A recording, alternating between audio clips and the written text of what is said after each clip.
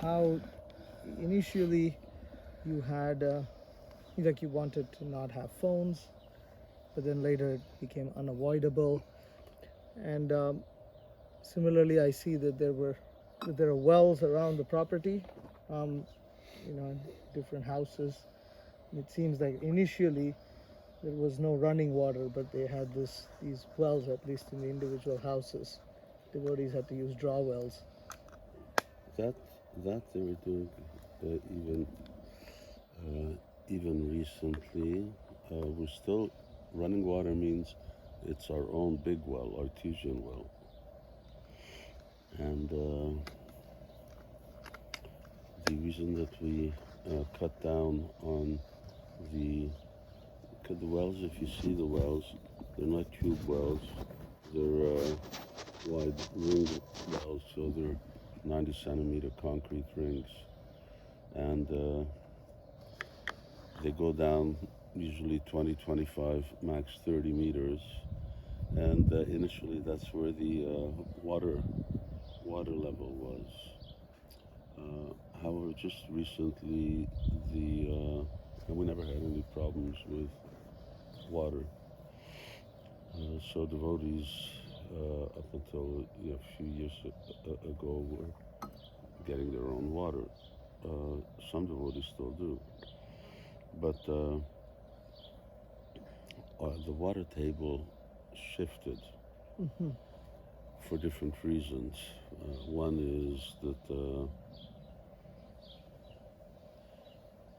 maybe some wells were dug that interfered with the flow of the underwater and it turned. The other is that don't have enough snowfall Ah. and don't didn't have we had I mean Hungary was in drought for 5 years, so no water, no nothing. You don't have water, You can't function. you don't live. Yeah, forget about self-sufficiency. You can't even stay alive.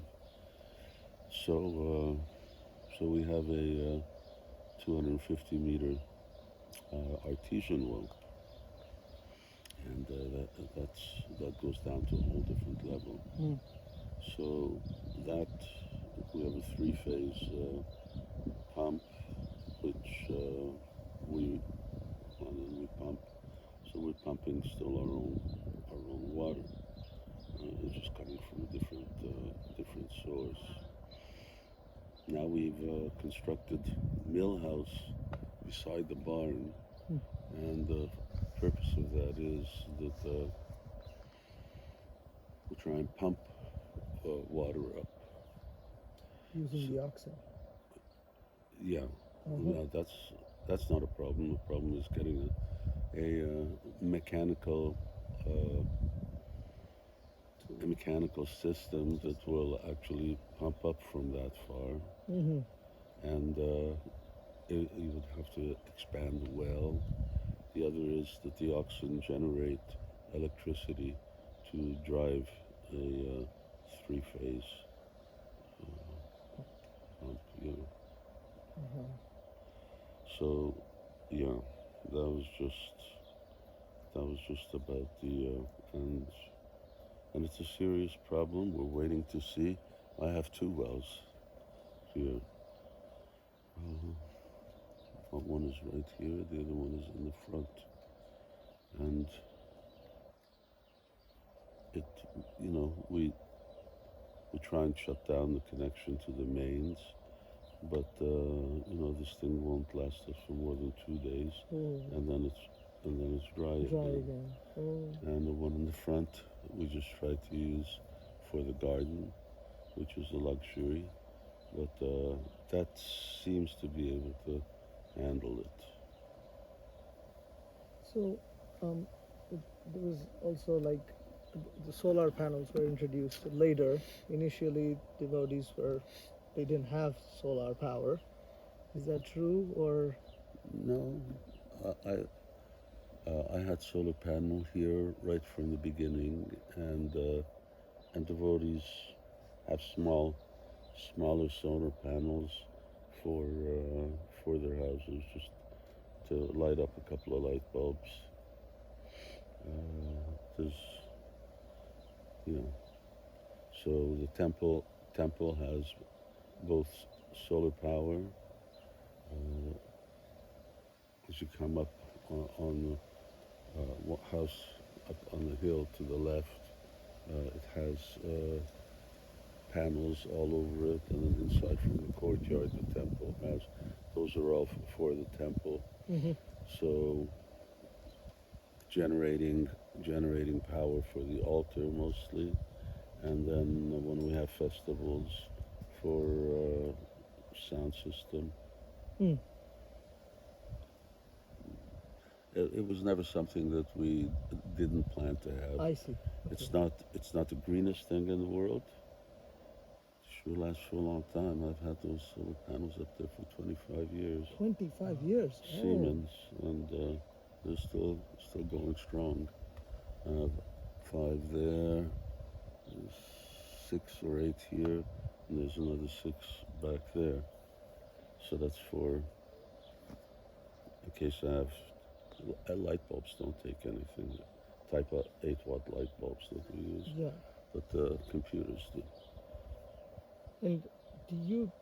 My question is, does this conflict with Srila Prabhupada saying that we shouldn't be dependent on electricity? Like, this is my question in that regard. Is Prabhupada makes some, he makes a point like that, and how are we supposed to understand that? It's kind of hard to actually. We're not dependent. That's the point. You're not dependent. In other words, if they don't work, life goes on. We don't have any problems. The candles, oil lamps. So it's not so dependent means is that when if you don't have it, then you can't function. But for us, there's none of these things. The water is a problem, Mm-hmm. And we're working on it. Mm-hmm. But solar panels, and if there isn't, then we have alternatives. I can't run a computer off a candle, but I mean, if but that if I stage don't was to have, come, yeah. well, it's all right then. I write by hand. Okay, that's thank you for that answer. So you've as far as social life goes in implementing these instructions of Srila Prabhupada with simple life, you've not faced a situation where you've set too high of a bar, like trying to go back too far back into the past and then having to make adjustments because devotees aren't able to live up to that. Yeah, you do. Could you We give did. examples of that? If you go down the road here, there's the crossroads. There's one house, and beside it, and then there's another house, and beside it there's a third house. So there's the first house and the third house to the left. Prabhupada in New Vrindavan sketched out what he saw as being devotees' accommodation, 20 square yards. We built 2, but it's hard to get devotees to live in something like that. I see. In India, yes, because everyone can spend all their time outside. But here, when at least at that time, half the season you're inside, so you stick a husband, wife, 2 or 3 kids inside a little house like that, everyone goes crazy. So it's very small. So we don't have any more 20 square yard houses. They're usually about 60 square meters, and that's the average. This one is 90 square meters. Yes, but I don't think that's neither here nor there. It may be, as long as the general principles are still there, whether you're in a 60 square meter house or a 20 square, it's a matter of cost, initial cost to construct the building, but after that, it's not really such a big issue.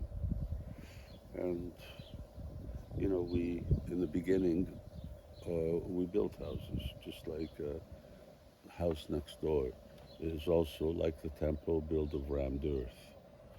And So the temple, we built the temple, right? So the temple is built of brick. The rammed earth is very traditional in this area. This soil is very good for it. So you mix it with some cement and lime and so on, and then you build brick columns at certain strategic places, and then you put two walls, two boundaries here, and you pour in earth, and you boom, boom, boom, by hand. You ram it by hand. So it's 2.5 feet thick, the walls. Wow. And it's almost a meter, and you ram the earth, and you pour it in, and it sets. Many houses in the villages around here are all built like that. And then either they would put beams, we put steel beam, and then you put the next floor on like that. So we started building houses like that, but very, very intensive. Labor intensive? It's very labor intensive. These houses were built in such a way that someone moves into the village. So on the weekend, the whole village gets together, like, I don't know, well, this village is 800 people, so say about 200 adults get together, and they put up a house over a period of 2-3 days. But, we don't have 200 people. This is also a farm. So if we want to build a house, we don't have that many people. So it's very labor intensive. You work that out into cost. And it's, in one sense, cheaper to buy bricks and either we build, or later we had people come and build. Contractors come, okay. Yeah. And so now all the houses are really just brick houses. Either they're real breeze blocks, generally like that. Different types of bricks. So can I say this is also an example where in the future, when you have more people, you're not dependent on this because you already know how to build the other types of the traditional way of building houses, and in case you can always easily go back to that when the need arises. It's here. Okay. Everything's here, and if you need, then you can just use wood instead of steel, and we can just build traditional houses in the village. A lot of the houses are just built right on the earth. There's not even a foundation. That's not exactly great because you get very damp, but they're just very like that. Just build right up. Yeah, we can. We have all the ingredients. We can. The main thing really is not, once again, the building, is who lives here. So that's really, your theme that you are going on is, do we need to make adjustments as we go along? Yeah. But the adjustment shouldn't be in principle. For instance, at one point there was talk, bring in electricity to the temple. Bring a power line. Bring a power line, cost a fortune, but bring a power line because as soon as we brought a power line to temple, then the electrical company wouldn't calculate that we need as much as for the temple. They'd figure we need as much as for the entire village here. And so it would have to upgrade everything all the way back to, I don't know where, how many miles back. So it's expensive. But then, we had a very serious meeting, said, no way, if we bring electricity over there's just a matter of time between electricity. Okay, well, there's a temple. Well, let's take it also to the guest house, and then let's take it over there, and let's take it over here, and pretty soon we got electricity everywhere, and then we got, washing machines everywhere, and we got TVs everywhere, and we got so many other things. So no, then we said, no, this is principle of Krishna Valley. We're not bringing in electricity. Don't you feel there's the risk when, say, nowadays you can power a whole house with solar panels, TV, washing machine, everything with solar panels, and so isn't that risk there with solar panels as well, or how is that risk mitigated? Um, Here we, as I mentioned before, we live here like a temple. So it isn't that everyone does their own thing. Mm. That we have a constitution, and that's what I'd get to when you're gonna start a farm in 73.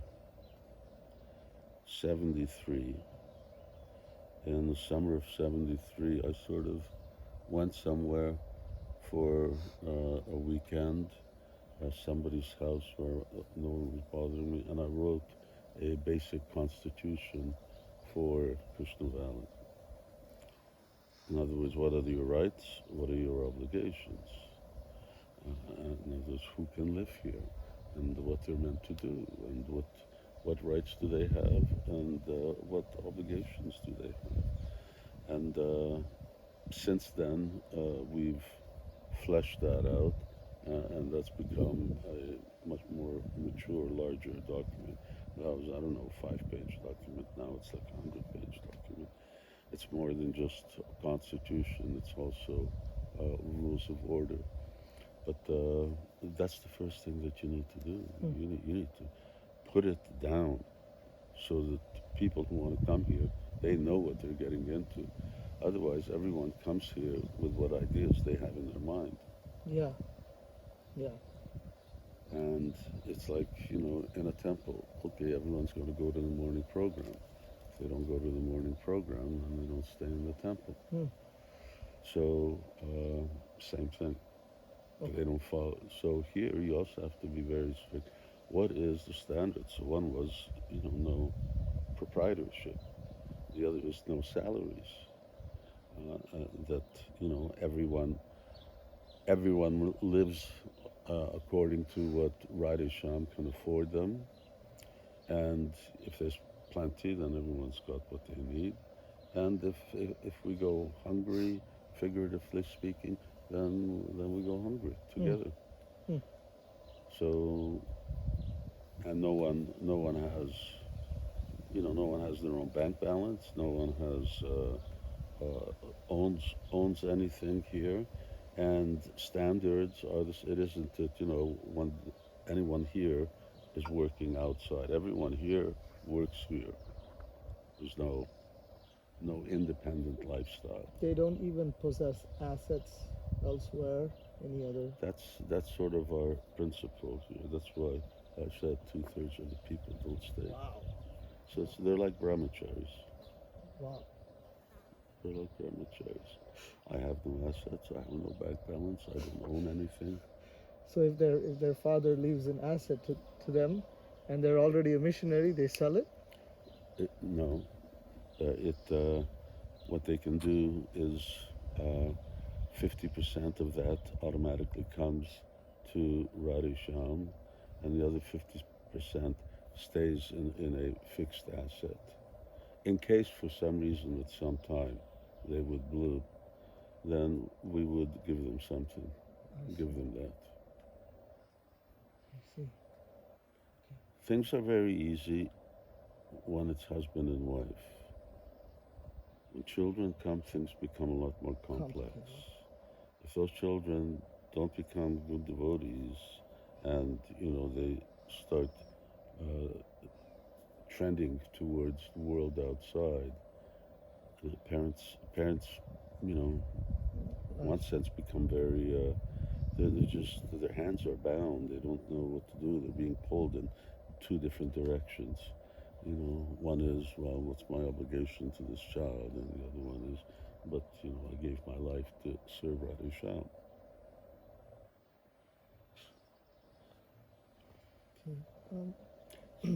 We decided on that because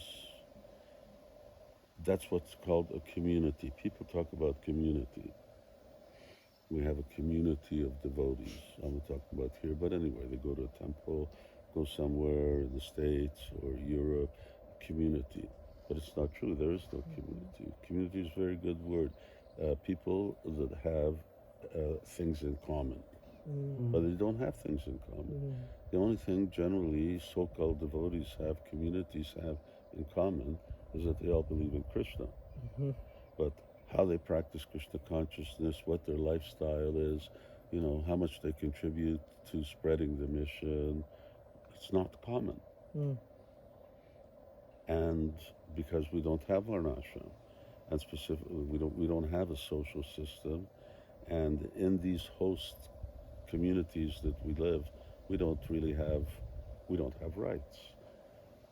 Here we're, as a religious organization, we can establish the standards we accept from people to live here, and they sign a contract when they come.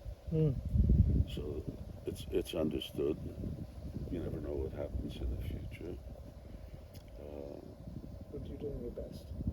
But you're doing your best to try to keep people surrendered to this. Yes. To Yeah. the mission. Yeah. But you can see if you go to Mangalarki, you don't see 120 devotees over there. I mean, sure, there's some devotees at the Goshala milking cows and so on, and some devotees are in the kitchen cooking breakfast. But sadhana becomes an issue with devotees and with grihastas. It's an issue.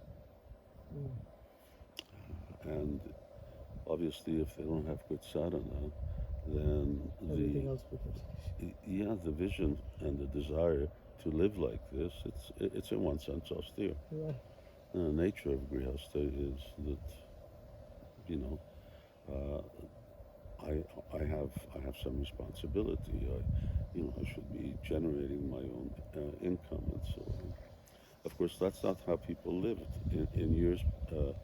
Centuries past, feudal system means someone owns the land, someone owns the house, you live there, and generations live there, and you just give 10% tax to the landlord, and the rest you live off of, but nothing actually belongs to you.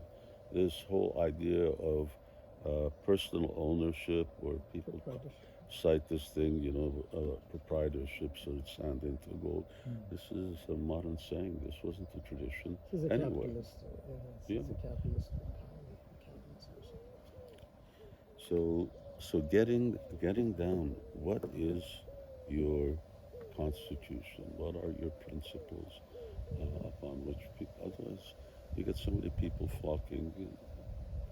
They just want to do their thing, living away from the city, basically. Yeah. Maharaj, there's the need for preaching, like you're having so many guests come, and then there's self-sufficiency. Sometimes these two conflict. In that case, how do you balance them? Which takes a priority? Preaching or self-sufficiency? Because the farm is also meant for preaching.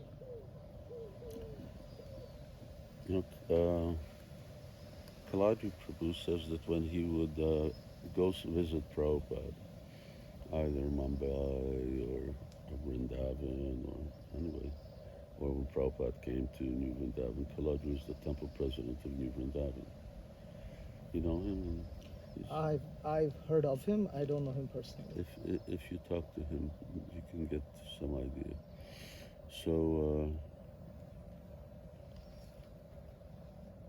So he said, never in his meetings with Prabhupada did Prabhupada ever ask him how many books are you distributing, how much preaching are you doing. All he just asked about is how the farming is going, how the cow protection is going, how are the devotees. Prabhupada didn't have any expectations of that from him. The devotees who especially the older devotees who live here, they're all preachers and book distributors. Mm-hmm. So for them to just be isolated and not really connected to preaching is would have been a very foreign thing to do. So we encourage that. The other point is that in the host society that we live in, it's really important for political and social acceptance. Yes. So that's another reason. Otherwise, we're like, what was it called, Waco in Texas? Oh yeah. Waco, yeah, Waco, we know Wacos. So otherwise, Waco. another Waco, Waco, Texas. some isolated community, Cult, yeah. secretive cult that no one knows anything about. So unless we're really open and invite the society, we risk actually the existence of the farm. Okay, that's a really good point. Okay. So but otherwise it wouldn't be needed. It's Mm. it's not our, I don't, they used to distribute a lot of books when the sort of grihastas weren't yet married and so on. So we had a good Sankirtan party from here, but I don't really pressure. During the marathon, everyone goes out and they do great, and because that's winter time, and then there's no agriculture, and the cows are inside, so it's really skeleton crew here, and then everyone's gone. But other than that, book distribution is Budapest's business, and preaching. Maharaj, you've been, the manager, the visionary here for the entire Hungarian Yatra, especially Krishna Valley, but really the whole Yatra. And you're expert manager. You're also a towering guru. And so, but in trying to learn from the history of the Hungarian Yatra, one of the things that comes to my mind is, in our case, Bhakti Vikas Maharaj has asked us to come and learn from you and the other devotees here. Maharaj himself is not a manager. He was never part of the GPC or anything like this. He was a temple president once in in Bangladesh, Dhaka. Oh, yes. But anyways, he's not going to be looking at the Hands-on. nitty-gritty of the day-to-day activities. I sometimes feel at a loss because it requires a great level of surrender from the devotees, which you have inspired by your personal presence and vision. An example,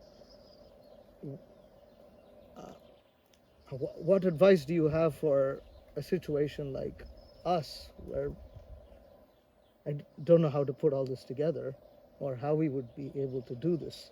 How would we be able to command that? How could we inspire devotees like that? Well, inspiration is always, what did Prabhupada say? And put together so many things of what Srila Prabhupada did. The inspiration, certainly Bhakti Vikas Maharaj can provide. You don't have to be there, you don't have to be on hand. Say, here, manage this farm, then you have to get, the manager is the one who takes care of the management. But you do need good leadership and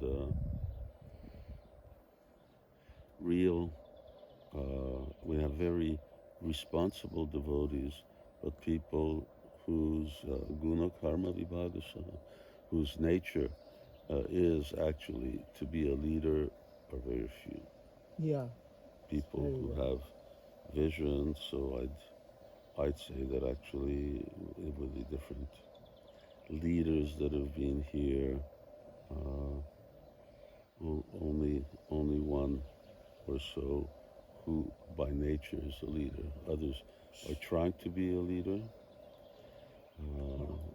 So everyone can sve sve adhikara yenishtam. So everyone can yatraya lakshanam proktam.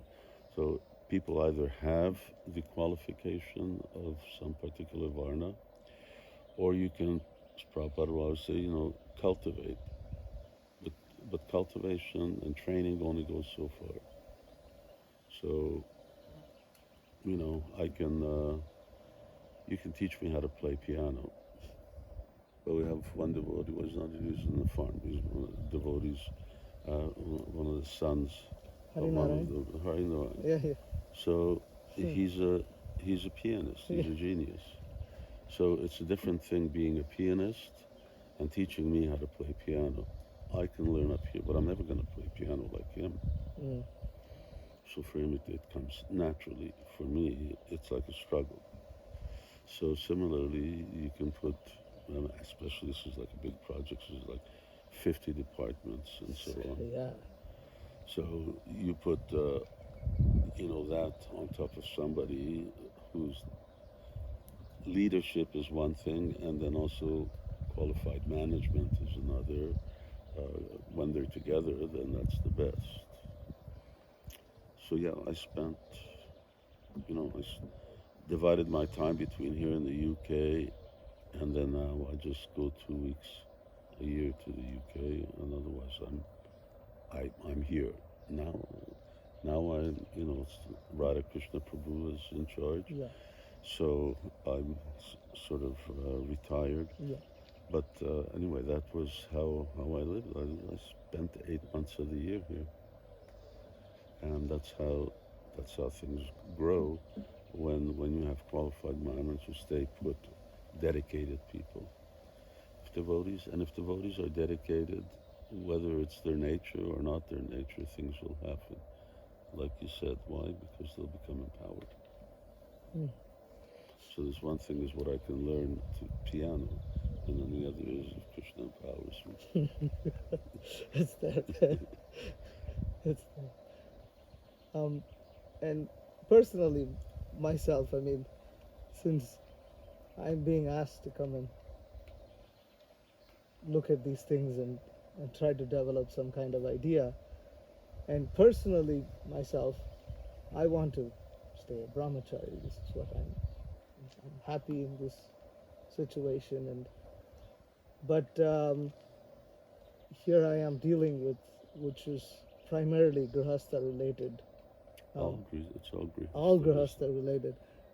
But we have brahmacharis. Yes. We have sannyasis. But So I'm looking up to you as a sannyasi, and who has gone through this, and what advice would you give me personally so that I'm able to make yourself stay celibate? don't do it. It's you really have to. Of course, when I came here, it wasn't just starting a farm; it was starting a whole yatra. Oh yeah. So, I was everything. I was, counseling women, counseling men, grihastas. I was everything. Yeah. And it wasn't exactly what I joined for, and by Krishna's grace, I was protected. So, but you have to have others who are on hand. Mm. So you have to be able to keep a certain distance, and houses, money, all of these things, that's fine. But when it comes to personal interactions and so on, and directing people, then you need others who will do that. So my question to you is, who is going to be, for instance, the temple president of the farm? Don't know yet. I understand where you're coming from. Yeah, there has so to be someone, yeah. that's Bhakti Vikas Maharaj's principle is Varnashram. Okay, then let's have a qualified leader, or at least someone who can be trained, and then send them send them to, Karmis are good in terms of leadership training. They got all kinds of courses and management and time management and so many other things that people can learn. Does someone have the potential? Because ultimately it's about people. We're not about land. We're not about temples. We're about people. We're about devotees. How these devotees are going to go like the kids, from cradle to grave. How they're going to go as Krishna conscious devotees, and they're going to go back home, back to Godhead. That's the real function. And the principle of the farm is that they don't have to. We make life easy. Is that our eating and our maintenance where we live is not dependent on anybody else's mercy. So, beginning of Bhagavatam, over dependence on someone else's mercy. So, devotees' lives should not be dependent on non-devotees. So here we're dependent on ourselves. Krishna, yeah. And Krishna. And so the temple president of the farm should be a competent grihastha. Yeah. Understood. Okay. Yeah. Okay. All right. I mean, technically he could be a brahmachari, but probably he won't stay a brahmachari, Yeah, which is not a problem. Yeah. If he wants to get married, Yeah. you could say maybe he can stay a brahmachari. I mean, but it's Tough one. Yeah. It deals with all kinds of issues. Yeah, yeah. Nursery, kids, where do we deliver kids? Here, we go to the hospital, all kinds of personal interactions, and it's not an easy thing. Okay. And Maharaj, how did you conceive of the master plan, and how do you recommend us to conceive of a master plan? Just study what Prabhupada said. Thoroughly study what Prabhupada said. There are books, there's Varnashram or On Varnashram by Hare Krishna Dasi, God's sister, that's one. Yeah. And there's a few others, I think, Prabhupada on farming. But anyway, folio, you can just go through everything, and that's our master plan, what Prabhupada said. My understanding always is, and what I encourage others, is that as long as you do what Prabhupada wanted, Krishna has to make it successful. Yeah. And as soon as you do what you think is a good idea, then you're living according to your karma. But Krishna has to make Prabhupada's words come true. Yeah. And besides that, the Prabhupada was the Acharya. He had the vision. So empowerment comes following Prabhupada's vision on whatever we're talking about.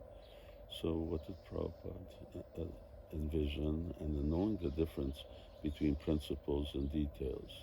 Okay, 20-meter house or 60-meter house, square meter house, but it's a detail. Right. The important thing is devotees should live happily here and be, in one sense, as independent as possible. I mean, you could say we're independent of the world outside.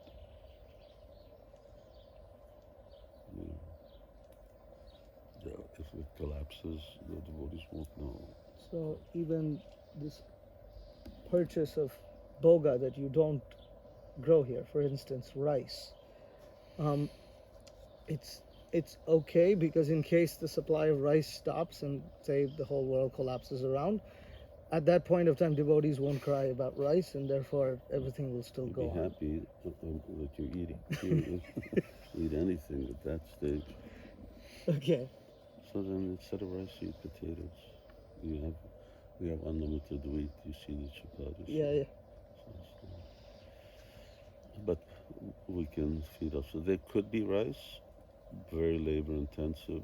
Russians tried to grow rice in those days. It wasn't successful. It wasn't economically sort of viable. And there is wild rice, which isn't dependent on water bodies as well. But all of it is very labor intensive, and that's our problem is manpower. Yeah. Yeah. Okay. And so Because to self-sufficiency, or self-sufficiency really requires a certain amount of people. It's even a village like this village next door has 800 people living there. In days of yore, even a village wouldn't be self-sufficient on its own. yeah, they trade. Usually, there would be a group of villages, and someone would be, just like there's a village not far away who's very famous for their cloth making and embroidery. And, there used to be a big dairy here. Just when we came, it moved. So different people, and between them, and Prabhupada says that you travel as far as you can go with a bullock, ox, and back in one day. The bus, that's it. That's as far as you go. So more or less, just like the next village from this one is 3 kilometers away. 3 kilometers you can walk in an hour. So those intersection of all of those, interaction of all of those villages, they would be able to maintain each other. How? Well, it used to be by barter. Border, yeah. Okay, I got the grains and you got the milk, and we swap.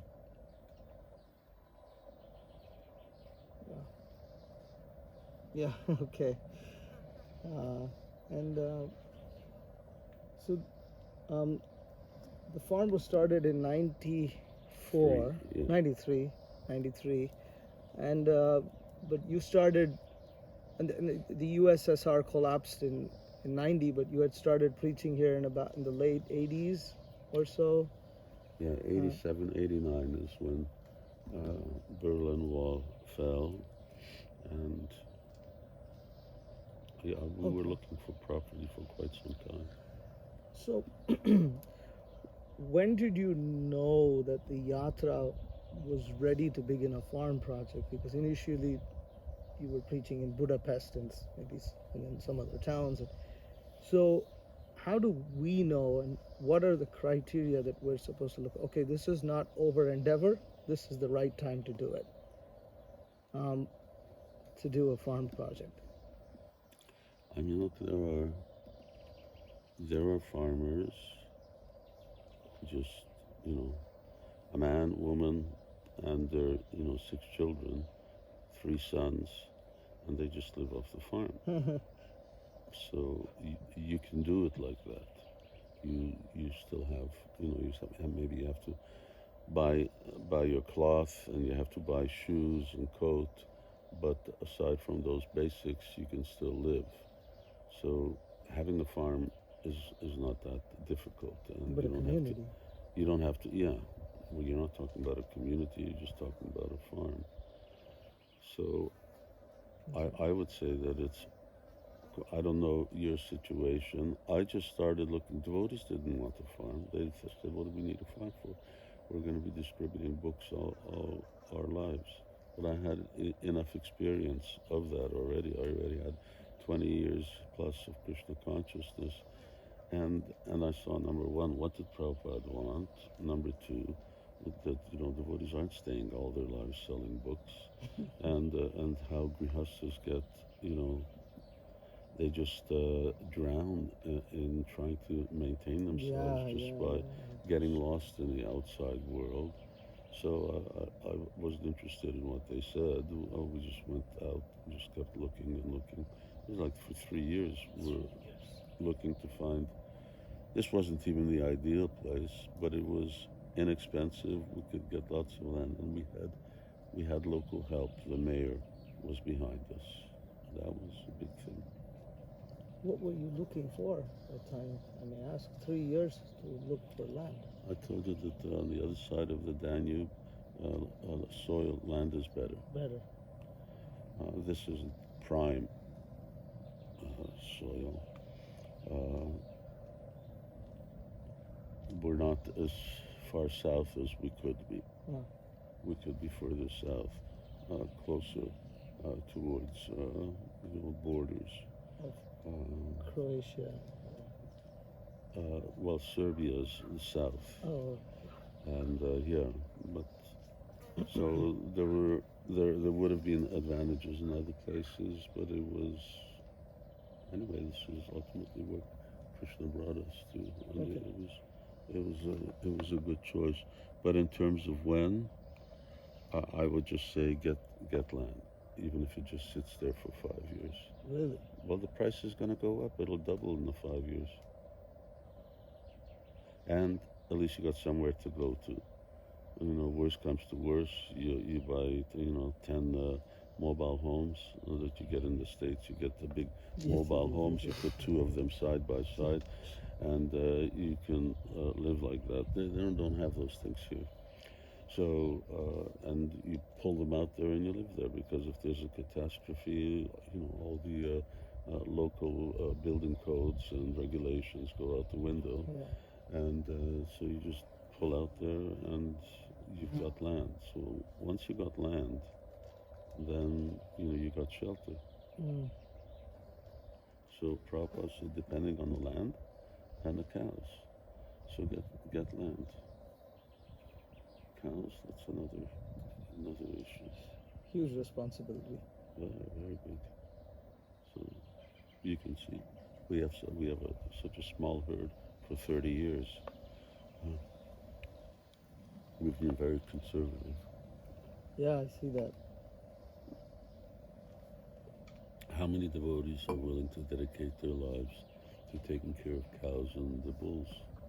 You don't have many. So this becomes always the issue: is who's willing to dedicate themselves, and who's willing to commit like that. So as many as there are, that's as big a project as we can accept in terms of cow protection. And in ISKCON we've had herds that for not being able to be taken care of, ended up in the slaughterhouse. Mm. That's really bad karma. Yeah. So you have to be very careful, and milking by hand, not by machine. Yeah. And so in terms of this vision, in Sripati Prabhu's house, we saw a document, a book that said your vision, Krishna Valley vision or something like this. It was in Hungarian. Do you have anything of the Constitution you wrote and things like these kind of foundational documents and vision and kind of like master plan or things like that we could see in English? Somewhere in this note, well, as for New Brajadam exclusively, no, but vision for the yatra, yes, because New Brajadam is the focus, is the center. So there is a vision at the end of Navaraj Mahima. There's a whole appendix. Okay, I have that, but we got it from Ananda Chaitanya, the entire set. Yeah, so it's at the end. In one of the appendices, there's a long vision of how the temple, Budapest, the restaurants, the temples, the farms, preaching centers, how everything directs to the farm. Because, we're not making devotees from the local village over here. So the farm doesn't depend on that. It depends on cooperation from the area, and that's a very important thing. Yeah. Because, as a GVC, I was able to say, okay, everyone has to send 3 men, 3 devotees to come. Everyone has to give so much money, to get it going. Even now, the farm gets subsidized. So that requires cooperation from, if you've got places, I don't know, however big your zone of influence, that becomes very important. There does need to be a manpower basis, so that you're bringing devotees here, and you're obviously bringing devotees to Atlanta where you're distributing books. Yeah. And how did you generate all the required Lakshmi for all of these things? There's so much Lakshmi required. How how did you manage? That's a big question, I guess, but A lot of at the time when the early days, we, yes. we developed, and even now there's a lot of centers in Hungary, a lot of devotees, and so I had a vision, and devotees bought into that vision, Nice. and they understood that, all right, this is what we're doing together as a yatra. Okay. And we're not just trying to develop our own place, but we're actually developing something which ultimately everybody will benefit from. And everybody does.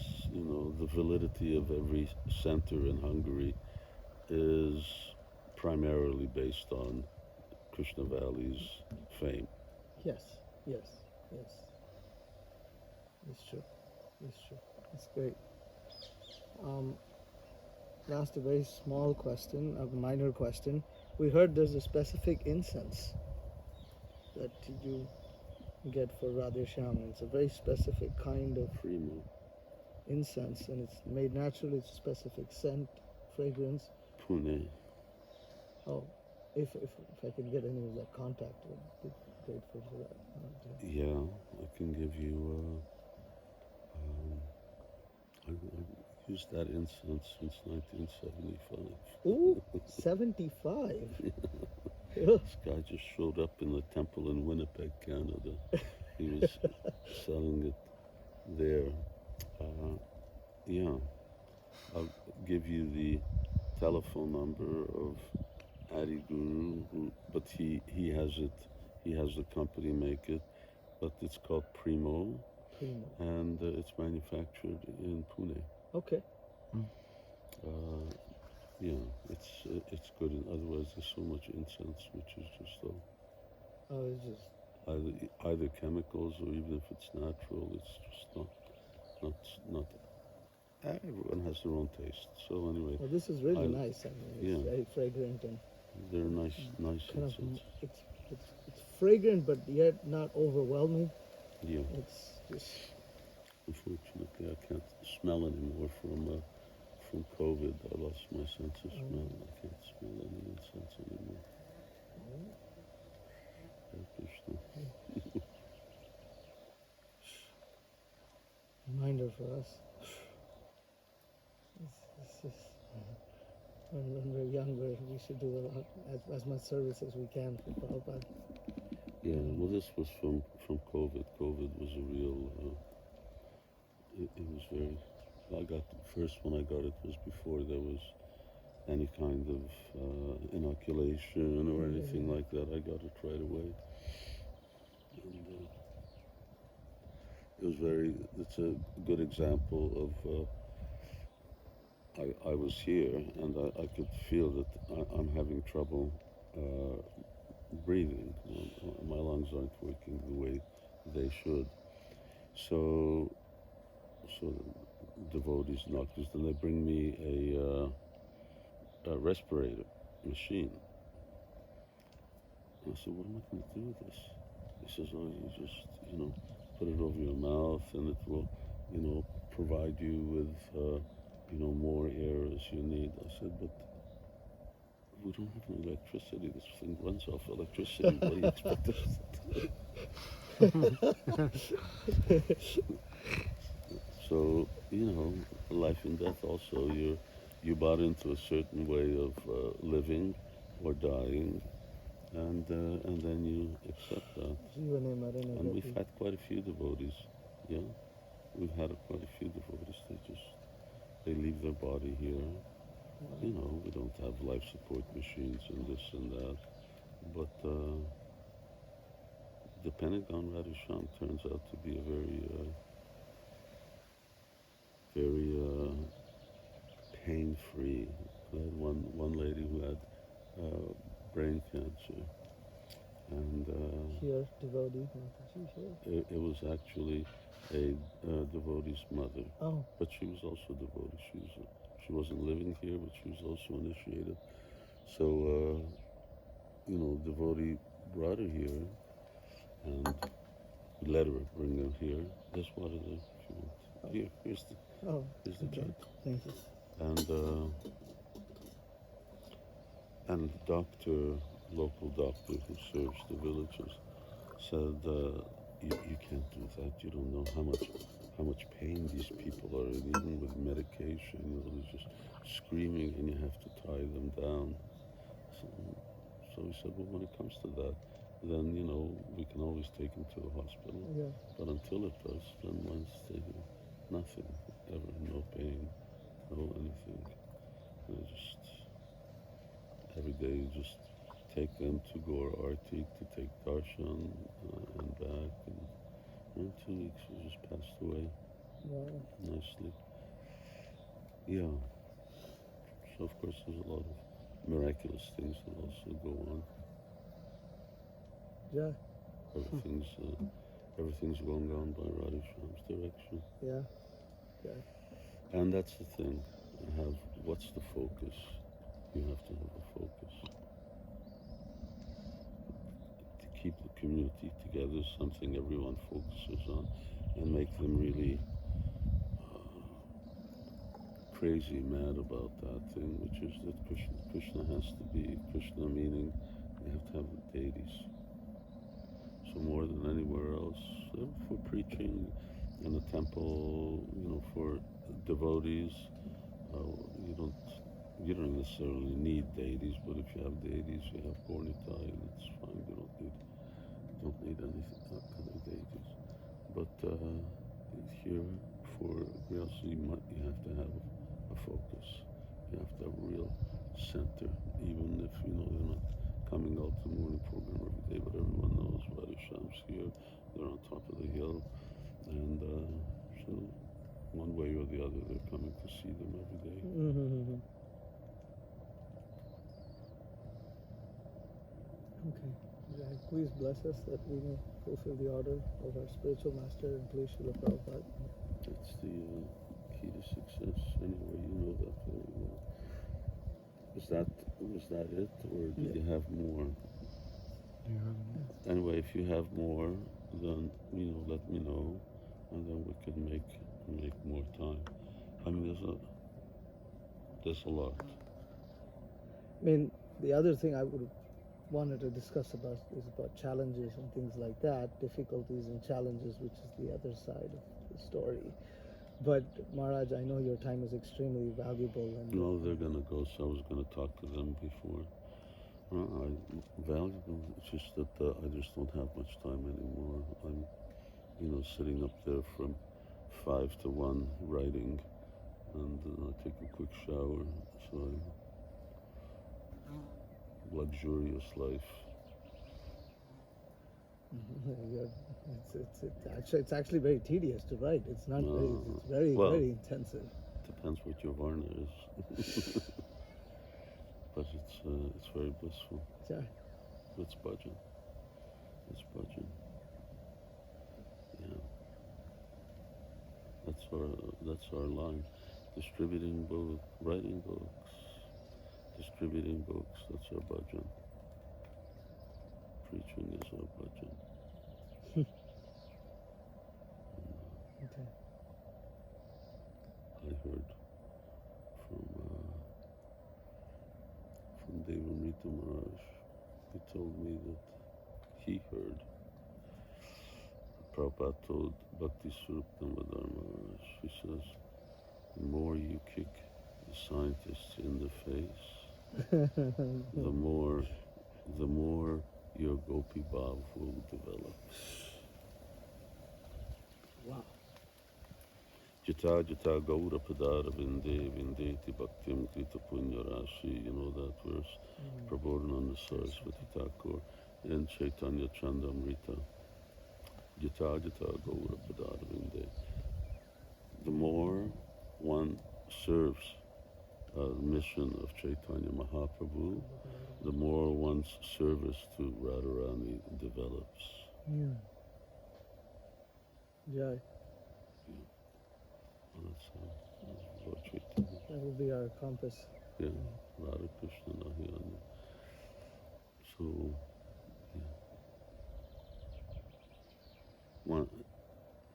yeah. One thing to think of is that